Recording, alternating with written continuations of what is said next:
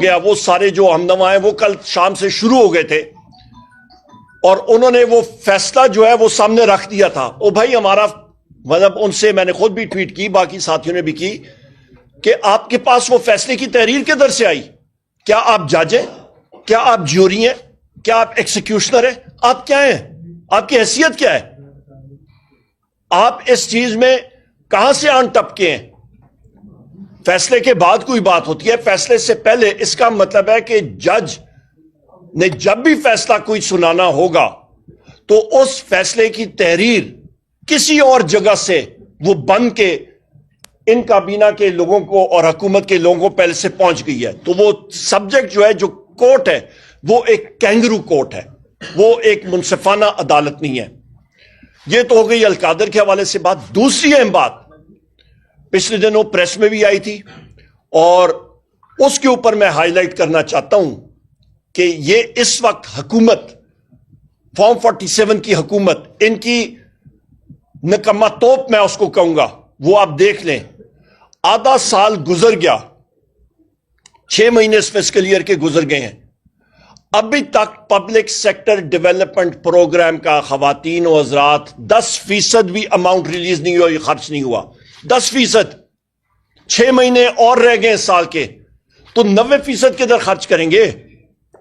ترقیاتی کام ملک میں ہو نہیں رہا. جو خود انہوں نے پروجیکٹس کے حوالے سے رکھا تھا, تو احسن اقبال کیا کر رہا ہے وہاں پہ وزارت میں؟ بیان بازی تو لمبی چوڑی کرتا ہے, پروفیسر بنا ہوتا ہے, پر اس کی جو آپ کی ڈیلیورنس ہے وہ 0/0. یہ آپ کی کابینہ کا حال ہے.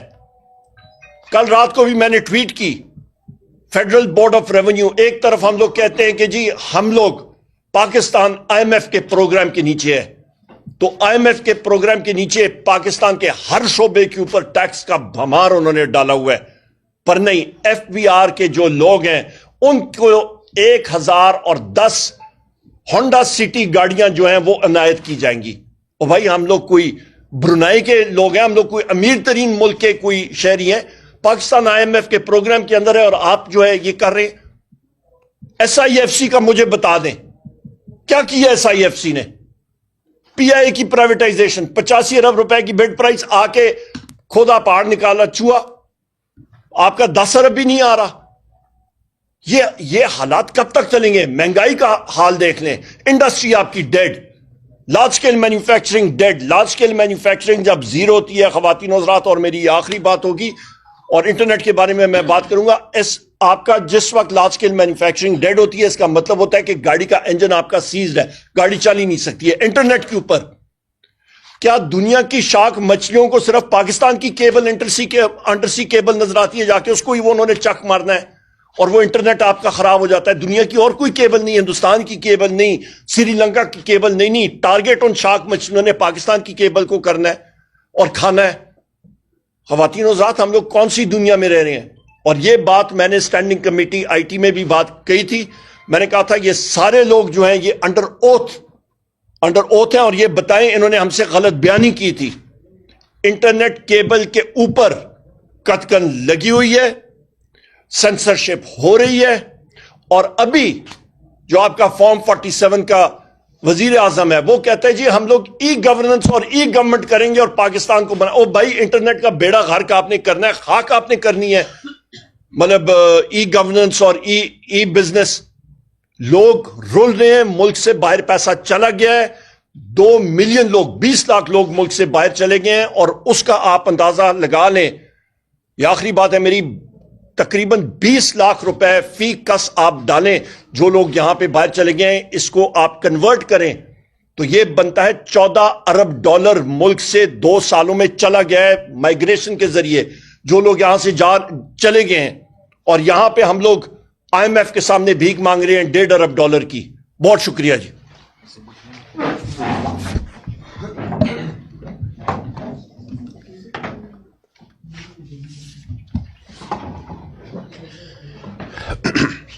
بسم اللہ الرحمن الرحیم. آپ کی آمد کا بہت بہت شکریہ. جیسے کہ میرے ساتھی بات کر رہے تھے, ہم آج بالخصوص جو سیرت النبی یونیورسٹی کا کیس ہے, جس کو کہ ایک بہت ہی پہلے بھونڈے طریقے سے چلایا گیا، اس کے فیصلے میں مختلف تاخیر ہوئی، آج بھی ہوئی. کہا جاتا ہے کہ خان صاحب موجود نہیں تھے. خان صاحب تو بھئی آپ ہی کی کسٹڈی میں ہیں، آپ ہی کے اس میں ہیں، اس میں ہے، آپ کی کورٹ میں، آپ کی جیل میں ہیں. تو پھر یہ کیسے ہوا؟ اور ماضی میں تو ہمیں کئی ایسی مثالیں ملی ہیں جس میں کہ چاہے وہ عدت کیس ہو، چاہے وہ توشخانہ ہو، جس میں کہ بغیر ان کی موجودگی کے سزا سنا دی گئی. تو ابھی کیا ایسا مختلف ہے؟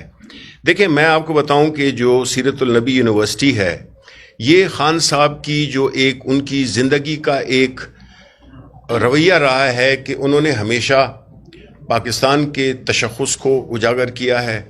انہوں نے اسلام کے بارے میں اپنی ان کی جو ایک سوچ ہے، جو کہ پاکستان کی اکثریت اس سوچ کی ہم خیال ہے، وہ یہ ہے کہ ہم نے اپنا تشخص برقرار رکھنا ہے. اور وہ خان صاحب واحد لیڈر ہیں پاکستان کے جو کہ کسی بھی انٹرنیشنل فورم پہ جاتے ہیں تو وہ انہیں اپنا لباس پہن کے جاتے ہیں. یہ ایک بہت بڑی چیز ہے جو کہ ہمارے جو رہے ہوئے ہیں، جو کہ ذہنی طور پہ غلام لیڈران رہے ہیں، یہ اس سوچ میں اور اس سوچ میں بہت فرق ہے. اسی چیز میں پھر اسلامی تشخص، اگر آپ اس کو خان صاحب کی جو نیو یارک میں تقریر تھی، اس کے یونائٹڈ نیشن میں، اس کے تناظر میں دیکھیں تو خان صاحب نے ہمیشہ یہ ہم سے بھی بات کی ہے، پارٹی لیول پہ بھی اور عام طور پہ بھی کرتے رہے ہیں کہ ہمیں حضور صلی اللہ علیہ وسلم کی زندگی کو سمجھنے کے لیے کوئی ایک ایسا پلیٹ فارم چاہیے، ہونا چاہیے جس میں کہ ایک یکسوئی میں ایک ایسا حضور صلی اللہ علیہ وسلم کی زندگی کے بارے میں ہم جو بھی لوگ ہیں اپنے پاکستان کے جو میجورٹی ہے، ہم اس پہ کس طرح سے عمل درآمد کر سکیں. یہ تھی خان صاحب کی سب سے بڑی غلطی، جس میں کہ انہوں نے حضور صلی اللہ علیہ وسلم کی زندگی کے بارے میں ایک ایسی یونیورسٹی بنانے کا سوچا. اور یہ پہلی دفعہ نہیں تھی کہ خان صاحب نے فلاحی کام کیے ہوں. شوکت خانم اسپتال، نمل یونیورسٹی اور ان کی جتنی بھی خیراتی ان میں کنٹریبیوشنز ہیں، وہ کسی سے ڈھکی چھپی بات نہیں ہے. لیکن اس کا ایک کیس بنا دینا، کرپشن کا کیس بنا دینا، میرا خیال ہے کہ یہ اس جہان میں بھی جواب دیں گے اور اس جہان میں بھی جواب دیں گے. کیونکہ جو شخص حضور صلی اللہ علیہ وسلم کی زندگی کے بارے میں ایک یونیورسٹی بنانا چاہتے ہیں جس میں کہ ینگ لوگ آئیں، پاکستانی آئیں، ان کو ایک وہ ملے، ایک گائیڈنس ملے، رہنمائی ملے کہ وہ اپنی زندگی کو حضور صلی اللہ علیہ وسلم کی زندگی کے مطابق ڈھال سکیں. تو اس ملک میں جو چل رہا ہے رواج کہ انہوں نے جو ہمارے حکمران رہے ہیں ماضی میں یا جو ابھی ہیں وہی ہیں، ماضی والے ابھی بھی ہیں، انہوں نے اگر کوئی اپنی ذاتی حیثیت میں کوئی ایک ایسا فلاحی کام کیا ہو، جس طرح کے شوکت خانم اسپتال ہو، جس طرح کی یونیورسٹی ہو، نمل یونیورسٹی ہو، جس طرح کی یہ سیرت النبی یونیورسٹی ہو گئی، اتنے بڑے بڑے کام یہ کسی سیاسی لیڈر نے اپنی ذاتی پاپولیرٹی کو، اور خان صاحب کو اللہ تعالیٰ نے ہمیشہ بڑی ینگ ایج سے 18 سال کی عمر سے ہی عزت دی ہے، اور اس عزت کا انہوں نے پاکستان کے عوام کے لیے اس کو وقف کیا. تو یہ ماحول یہ بنایا جا رہا ہے کہ آئندہ کوئی بھی فلاحی کام نہیں کرے گا. یہ سزا دی جا رہی ہے، یہ ایکچولی اس ایکٹ کو سزا دی جا رہی ہے جس میں کہ اگر آپ کوئی اچھا کام کرتے ہیں تو آپ اس ملک میں وہ اچھا کام نہیں کر سکتے ہیں. بنیادی طور پہ میسج یہ دیا جا رہا ہے، میسج یہ دیا جا رہا ہے کہ آپ اگر فلاحی کام کریں گے، جس کی وجہ سے شوکت خانم اسپتال میں بھی جو فنڈنگ، جو کہ عام عوام، چونکہ پاکستان اور پاکستان سے باہر کے لوگ پاکستانی وہ اپنی فنڈنگ کرتے تھے اس اسپتال کو چلانے میں، کیونکہ پاکستان میں اس کے علاوہ اور کوئی کینسر کا اسپتال نہیں ہے جو کہ مفت علاج کرتا ہو.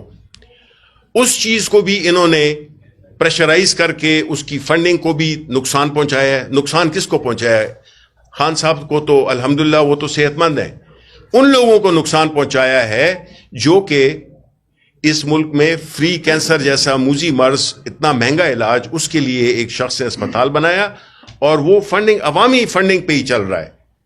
تو اس قسم کے حربے استعمال کر کے چونکہ ایک شخص ہے جس کو کہ آپ سزا دینا چاہتے ہیں، تو آپ یہ بھی نہیں دیکھ رہے کہ بھئی وہ مقصد کیا تھا. سیرت النبی یونیورسٹی، ہم مسلمان حضور صلی اللہ علیہ وسلم پہ جان دیتے ہیں، ان کی زندگی کے بارے میں یونیورسٹی بنانا جو کہ ان کی زندگی کے بارے میں کئی پہلو روشناس کرائے گی نوجوان نسل کو، اس میں جناب بشرا بی بی کو اور آپ نے خان صاحب کو جو ہے تو آپ اس کو سزا دے رہے ہیں. یعنی کسی دنیا میں یہ ہوتا ہے، یعنی جو سب سے جو بھونڈے کیس تھے، اور یہ سارے کیسز تو سارے سیاسی ہیں، وہ سب کو پتہ ہے، لیکن یہ دو کیسز اسپیشلی جس میں عدت کا کیس ہے اور یہ جو سیرت النبی یونیورسٹی کا کیس ہے، یہ تو ایک پاکستان کے عوام کے منہ پر تماچا ہے. اور یہ بدقسمتی سے یہ وہ لوگ ہیں جو اس وقت ہمارے حکمران بنے ہوئے ہیں. تو میں سمجھتا ہوں کہ ان کو ہوش کے ناخن لینے چاہیے، اس دنیا کے لیے بھی اور اس دنیا کے لیے بھی. ان سے پوچھا جائے گا کہ ایک شخص جو کہ سیرت النبی کے لیے ایک یونیورسٹی اس نے بنائی تھی، آپ نے اس کو اس کے لیے سزا دے دی، یہ کیسے ہو سکتا ہے؟ کوئی باہر کا لوگ سنیں گے اس بات کو تو وہ حیران ہوں گے کہ یہ کیسا ملک ہے یہ. پھر ہم کہتے ہیں کہ جی پاکستان کا باہر میں جو ہے اس کی جو پاسپورٹ کی وقت ہے وہ آخری 5 میں آ گئی ہے. یہ کیوں ہے؟ یہ اسی قسم کے حربوں سے ہے جس میں کہ ہم اپنی سیاسی مخالفت میں ہر اس اچھے کام کو بھی برا بنا دیتے ہیں، روک دیتے ہیں، اس میں روڑے اٹکاتے ہیں جو کہ عام عوام کے لیے ہو. بہت بہت شکریہ.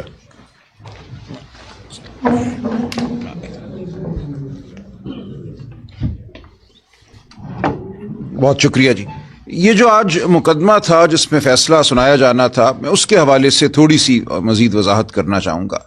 دیکھیے کہ بہت بڑی غلط فہمی پھیلائی گئی ہے کہ اس مقدمے میں کوئی ایسی رقم تھی جو ریاست پاکستان کی رقم تھی اور وہ پاکستان کی کابینہ نے وزیر اعظم عمران خان کی سرپرستی میں دے دی ملک ریاض صاحب کو، یا اس اکاؤنٹ میں ڈال دی جہاں انہوں نے سپریم کورٹ کے فیصلے کے مطابق رقم جمع کرانی تھی، اور اس سے ان کو کوئی فائدہ پہنچا دیا.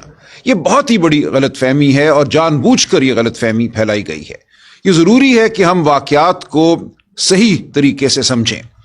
دیکھیے جو رقم آئی سپریم کورٹ کے اکاؤنٹ میں، اس رقم کے آنے میں پاکستان کی کابینہ یا وزیر اعظم عمران خان کا کوئی عمل دخل نہیں تھا. یہ بہت اہم بات ہے. برطانیہ میں کچھ رقم 190 ملین پاؤنڈ ملک ریاض فیملی کے فریز کیے گئے، ان پر قدغن لگائی گئی، اور یہ اس لیے ہوا کہ انہوں نے ایک پراپرٹی خریدی 1 ہائیڈ پارک کارنر جناب حسن نواز سے، جس کے حوالے سے یہ گمان پیدا ہوا کہ یہ اتنی خطیر رقم خرچ کی گئی ہے. اس پراپرٹی کی قیمت وہاں کے جو ادارے ہیں ان کی نظر میں اگر 10 ملین پاؤنڈ تھی تو وہ 40 ملین پاؤنڈ میں خریدی گئی. اس لیے ایک تفتیش وہاں شروع ہوئی کہ یہ کیا واقعہ ہوا، اتنی مہنگی پراپرٹی کیوں خریدی گئی. اور اس میں پھر یہ کچھ رقوم تھیں جو وہاں کے جو ادارے ہیں نیشنل کرائم ایجنسی، ان کی نظر میں آئیں. انہوں نے ملک ریاض کے ساتھ پھر کوئی معاہدہ کیا، وہاں پہ مقدمہ ایک قائم ہوا، لیکن وہ آگے نہیں چلا. اس میں ایک سیٹلمنٹ ہوئی نیشنل کرائم ایجنسی اور ملک ریاض خاندان کے درمیان، جس کے نتیجے میں یہ کہا گیا کہ یہ خاندان جو ہے یہ رقم پاکستان واپس لے جائے. یہ بہت اہم بات ہے کہ اس رقم کے حوالے سے کسی عدالت نے برطانیہ میں یہ نہیں کہا کہ یہ رقم پاکستان کی رقم ہے، ریاست پاکستان کی رقم ہے، بلکہ یہ بھی نہیں کہا کہ یہ کسی جرم سے حاصل کردہ رقم ہے. یہ بہت اہم بات ہے.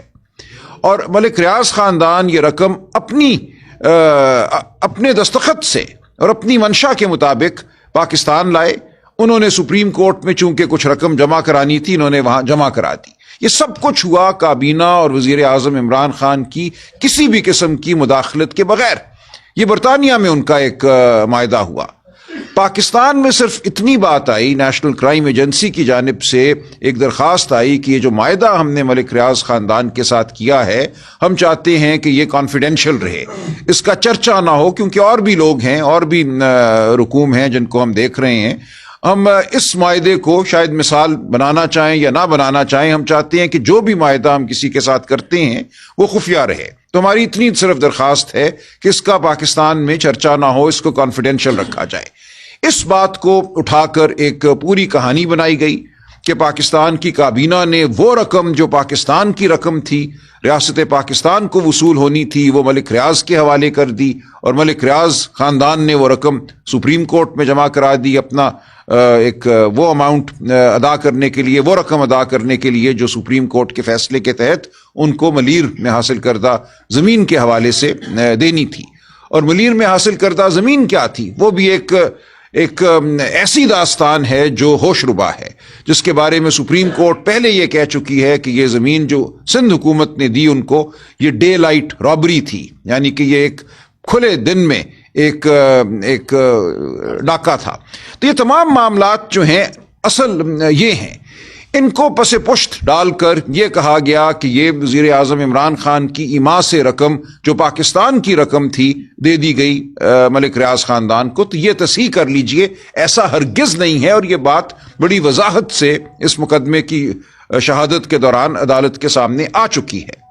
اور وہ رقم اس اکاؤنٹ میں رہی جو سپریم کورٹ کا اکاؤنٹ تھا، وہاں سے ایک پیسہ کہیں نہیں نکلا، اور اس رقم پر منافع جو ہے وہ بدستور رہا، اور وہ رقم تمام کی تمام اب خزانے میں جا چکی ہے، ریاست پاکستان کے خزانے میں، جو کہ اگر وہ رقم وہاں نہ آئی ہوتی تو شاید آپ کو 20 سال لگتے، 15 سال لگتے برطانیہ کی عدالتوں میں مقدمہ لڑنے میں کہ یہ رقم پاکستان کی ہے، پاکستان کے حوالے کی جائے۔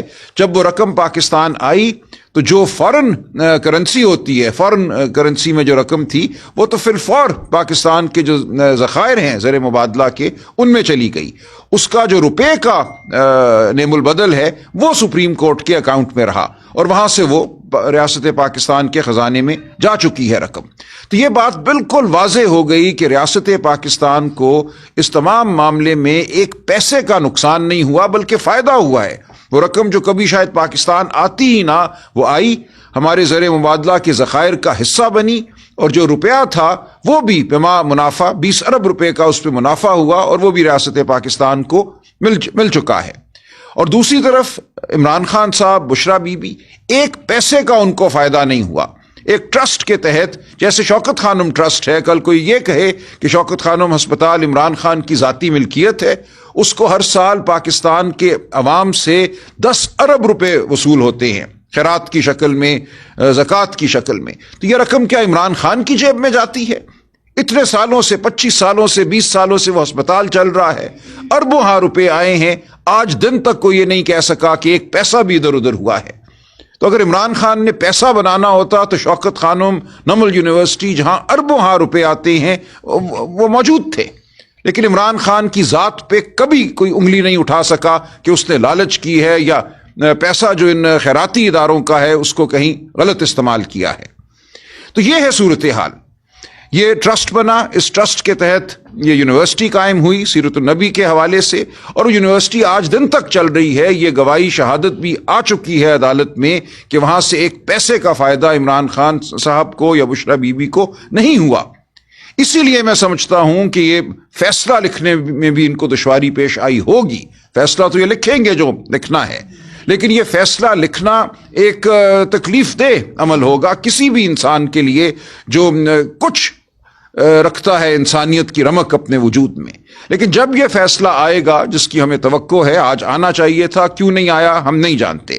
شاید یہ تاثر دینا مقصود ہے کہ کوئی بات ہو رہی ہے، کوئی ڈیل ہو رہی ہے، لیکن ایسا کچھ نہیں ہے۔ خان صاحب نے پچھلی ڈیٹ پہ بھی بڑے دو ٹوک الفاظ میں یہ کہا تھا کہ اگر کوئی یہ کوشش کر رہا ہے تاخیر سے کہ یہ کہے کہ میں کسی سے بات کر رہا ہوں، تو بالکل میں اس کی نفی کرتا ہوں۔ اب جب بھی یہ فیصلہ آئے گا، 17 تاریخ کو آتا ہے، تو ہم اس کو عوام کے سامنے بھی رکھیں گے، پوری دنیا کے سامنے رکھیں گے، اور عدالتوں کے سامنے بھی رکھیں گے۔ ہمیں مکمل یقین ہے کہ جیسے ماضی میں سائفر کا مقدمہ ہو، عدت کا مقدمہ ہو، یہ تمام مقدمے ہوا میں اڑ گئے، اسی طرح یہ مقدمہ بھی کوئی وقت نہیں رکھتا، اور یہ ہر جگہ جو یہ فیصلہ ہوگا وہ زوال پائے گا۔ تو ہم لڑتے رہیں گے، پاکستان کے عوام کی عدالت میں بھی لڑیں گے، جو عدالتیں ہمیں میسر کی جائیں گی اب 26ویں ترمیم کے بعد، ہم ان عدالتوں میں بھی لڑیں گے، اور آپ کے ذریعے اپنا پیغام پاکستان کے عوام تک پہنچاتے رہیں گے۔ بہت شکریہ۔ ایک سوال آپ نے جو ایکسپلین کیا پاکستان کے اکاؤنٹ میں آئے، کلیم یہ کر رہی ہے حکومت کہ وہ اس سے ملک ریاض کو فائدہ پہنچایا گیا دور حیثیت میں، وہ یہ کہ سپریم کورٹ سے ملک ریاض نے سپریم کورٹ میں جرمانہ دینا تھا، تو اس یہ لمبا نہیں، میں اس کا جواب دے دیتا ہوں. دیکھیں، یہی میں نے عرض کیا نا کہ سپریم کورٹ کے اکاؤنٹ میں ان پیسوں کے آنے میں حکومت پاکستان کی کابینہ، وزیر اعظم عمران خان کا کوئی عمل دخل نہیں تھا. یہ پیسے اس اکاؤنٹ میں آئے ملک ریاض اور برطانیہ کی نیشنل کرائم ایجنسی کے درمیان جو معاہدہ ہوا اس کے تحت. اس میں حکومت پاکستان کا کوئی عمل دخل نہیں تھا.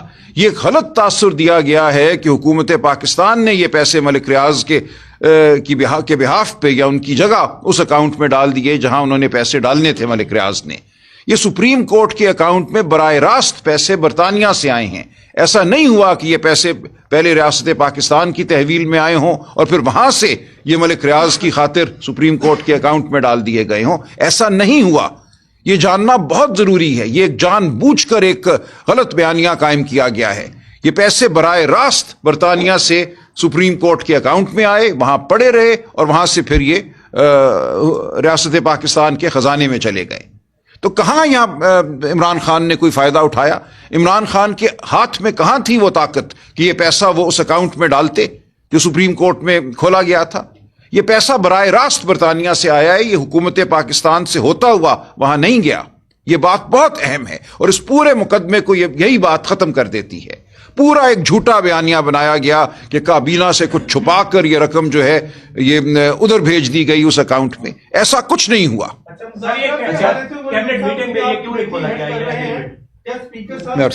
میں ایک جواب دے دوں. دیکھیے ایک منٹ اس سوال کا مجھے پہلے دینے دیں. دیکھیں جی میں سمجھ گیا.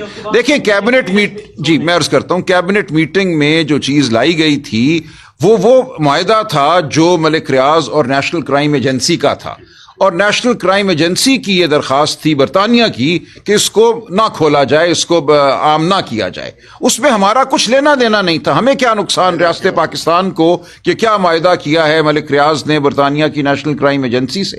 ہمیں تو صرف یہ کہا گیا تھا کہ یہ پیسے آ جائیں گے. 190 ملین پاؤنڈ ہمارے فارن کرنسی ریزروز میں چلے جائیں گے. جو رقم ہے روپے میں وہ سپریم کورٹ کے اکاؤنٹ میں چلی جائے گی، وہاں اس پہ منافع ہوگا اور ہم اپنے قانون کے مطابق اس رقم کے ساتھ جو چاہتے کر سکتے تھے. اور یہی ہوا. بعد میں وہ رقم وہاں سے ریاست پاکستان کے خزانے میں چلی گئی. تو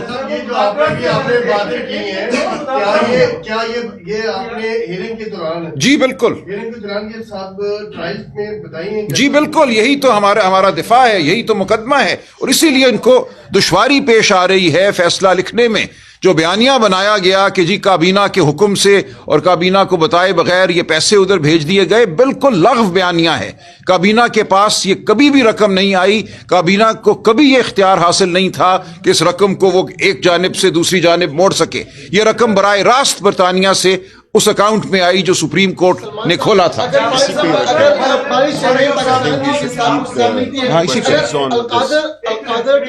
ایک ایک کر کے دیکھیے مذاکرات روک لیں، ابھی اس موضوع کو ہونے دیں. ادھر جا رہے ہیں. لیٹس اسٹے آن دی القادر. القادر پہ خان صاحب پہلے القادر کو ایڈریس کرنا ہے. میں یہ سمجھتا ہوں کہ یہ القادر کی جگہ جو اصل جو یونیورسٹی ہے وہ ہے سیرت النبی یونیورسٹی. سیرت النبی، اس کے بارے میں آپ اگر سوال ہم سے کرنا چاہتے ہیں ہم حاضر. اور اس مقدمے کے بارے میں اگر فار ایگزامپل 17 کو فیصلہ خلاف آتا ہے، اس طرح آپ لوگوں کی توقعات بھی ہے، عوام کے سامنے رکھیں گے، تو کیا جو مذاکراتی عمل ہوگا وہ جاری رہے گا؟ جی جاری رہے گا. دیکھیں یہ ہم نے پہلے بھی کیا ہے. عمر ایوب صاحب یہاں موجود ہیں، ہماری کمیٹی کے سربراہ، آپ بتا دیجیے. جی بنیادی طور پہ دیکھیں جی، جہاں تک کل بھی وزیر اعظم عمران خان صاحب سے جس وقت ڈیالہ جیل میں مانیٹرڈ انوائرمنٹ میں ہماری ڈیمانڈ تھی ان مانیٹرڈ، پر اس ماحول میں مانیٹرڈ انوائرمنٹ میں بات چیت ہوئی تو وزیر اعظم عمران خان صاحب بڑے کلیئر تھے.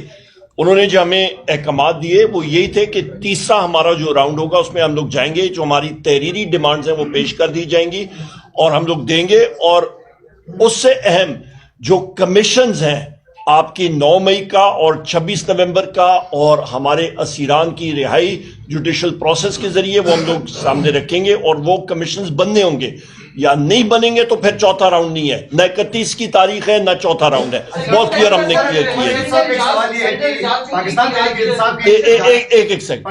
انصاف کی جانب سے سر کہ ابھی آپ لوگوں نے میڈیا میں بھی کہا کہ پاکستان تحریک انصاف اگر جوڈیشل کمیشن نہیں بنایا جاتا ہے تو مذاکراتی عمل آگے نہیں بڑھ سکتا ہے. یہ گفتگو اگر کمیٹی کے اندر ہو تو بہتر نہیں تھا؟ کیا پاکستان تحریک انصاف میڈیا میں اس طرح کی گفتگو کر کے یہ تاثر دینا چاہتی ہے کہ یہ جو القادل کیس جو ٹرسٹ کا جو کیس ہے یہ پہلے ہی فیصلہ اس کا آئے اس کے بعد کوئی مثبت پیش رفت ہوتی حکومت کے ساتھ؟ نہیں، کمیٹی کا یہ دیکھیں، ہمارا ڈے ون سے یہ بڑا کلیئر ہے اور ہم نے حکومت کو یہی باور کرانا چاہ رہے ہیں کہ اپنی طرف سے وہ تیاری کر لیں.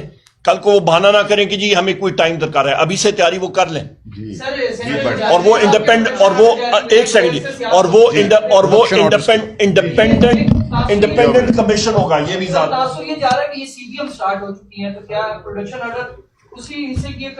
سب سے پہلے تو یہ بڑی ایک خوشائن خبر ہے کہ ہمارے سینیٹر اعجاز چودھری جو کہ پچھلے 1.5 سال سے جیل میں ہیں اور ان کو باوجود اس کے کہ ہم نے کئی دفعہ خطوط میں بھی اور زبانی طور پہ بھی چیئرمین سینٹ کی طرف ہم نے اپنی ریکویسٹ بھیجی جو کہ آئین اجازت دیتا ہے اس بات کی کہ جو وہ ہو اپنا جو قیدی ہو یا اس پہ اگر کوئی مقدمات ہوں جیل میں ہوں تو پروڈکشن آرڈرز اس کے ایشو ہو سکتے ہیں، جس طرح کہ اسپیکر نیشنل اسمبلی نے بھی کیے تھے ماضی میں بھی. اور ابھی جو ہے تو یہ پہلی دفعہ ہے جس میں ہم نے کل نہیں جمعرات کے دن ہم سینٹ چیئرمین کے آفس گئے تھے اور ہم نے بڑے اس سے زور سے اس بات پہ دی کہ جی بہت ہو گیا ہے اور آپ جو ہے تو اس کے پروڈکشن آرڈرز کریں. اور آپ کو نظر آنا چاہیے کہ آپ چاہ رہے ہیں بحیثیت کسٹوڈین آف دا ہاؤس کہ ان کو بلایا جائے اس کے ان کے جو ان کا آئینی حق ہے.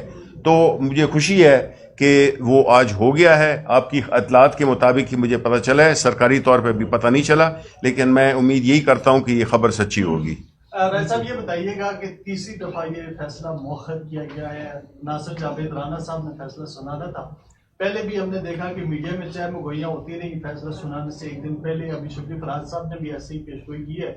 یہ بتائیے آپ کیا سمجھتے ہیں کہ ناصر جاوید رانا جو اس کیس کو سن رہے ہیں وہ جوڈیشل مس کنڈکٹ کے مرتکب ہو رہے ہیں اس کیس کے حوالے سے؟ نہیں دیکھیے، یہ تو میں نہیں کہوں گا. ہم آج موجود تھے وہاں 10 بجے اڈیالہ جیل کے باہر. کبھی بھی ماضی میں ایسا نہیں ہوا کہ یہ مقدمہ 10:30 بجے سے پہلے چلا ہو. ہمیں بلکہ اطلاع دی گئی تھی کہ آپ 11 بجے آئیے. ہم تو حفظ ما تقدم کے طور پہ 10 بجے پہنچ گئے. 20 منٹ مجھے وہاں کھڑا رکھا گیا. جب مجھے اندر جانے کی اجازت ملی، اندر جا رہا تھا تو صحافی دوست باہر نکل رہے تھے. کوئی اس وقت 10:20 ہوں گے کہ جی مؤخر ہو گیا آج فیصلہ. تو یہ بات کوئی سمجھ میں نہیں آئی کہ کیوں آج جج صاحب صبح 8 بجے اڈیالہ جیل پہنچ گئے تھے. کبھی بھی ایسا نہیں ہوا پہلے، اور یہ کاروائی کر کے آج وہ اٹھ کے چلے گئے. تو یہ کیوں ہوا میں نہیں جانتا، لیکن میں اس سے آگے کچھ نہیں کہوں گا. 17 کو دیکھتے ہیں کیا ہوتا ہے. لیکن سوری، میڈیا پہ جو تاثر دیا جا رہا ہے وہ یہ ہے کہ جس میں کہ معلوم نہیں کہ جج صاحب نے یہ کہا یا نہیں کہا، لیکن جو میڈیا میں یہ تاثر دیا جا رہا ہے کہ خان صاحب کی نہ فیملی نہ ان کے وکلاء کوئی بھی نہیں آیا، وہ نہیں تھے، وہ انتظار کرتے رہے. تو یہ بالکل غلط ہے. اس طرح کے موجود تھے، ہمارے بہنیں موجود تھیں اور سب لوگ موجود تھے، لیکن یہ کہا جا رہا ہے میڈیا پہ یہ تاثر دیا جا رہا ہے کہ کوئی تھا ہی نہیں. ایک تاثر تو یہ بھی دیا جا رہا تھا کہ مذاکرات چل رہے تھے، معاملات بہتری کی طرف جا رہے ہیں، بار بار فیصلہ لیٹ ہو رہا تھا. تو سر کیا یہ بتائیں نہیں کہ معاملات پہ آ کے رک گئے اور فیصلہ کیوں اچانک سے خلاف جا رہا ہے مذاکرات؟ اس کے بارے میں نہیں دیکھیے، یہ تو چہمگوئی ہوگی نا. ہم نے تو عرض کر دیا ہے کہ مذاکرات کا اس فیصلے سے کوئی تعلق نہیں ہے. ہم کوئی نرمی نہیں مانگ رہے، ہم کوئی ڈیل نہیں کر رہے. ہم یہی چاہتے ہیں آئین اور قانون کے مطابق فیصلے ہوں، اور ہم رہائی بھی عمران خان صاحب کی دیگر اسیران کی آئین اور قانون کے مطابق چاہتے ہیں. آپ بتائیں گے خان صاحب آ جائیں گے؟ انشاءاللہ آ جائیں گے.